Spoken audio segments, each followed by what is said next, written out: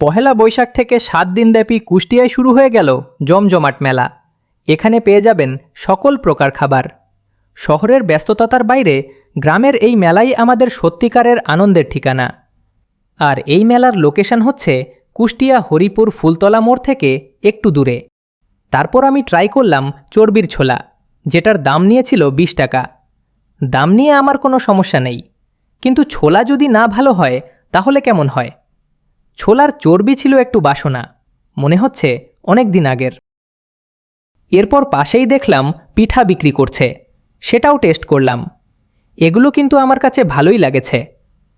আর এখানে মানুষের কথা কি বলবো, আশেপাশে মানুষজন আনাচে কানাচে পরিপূর্ণ।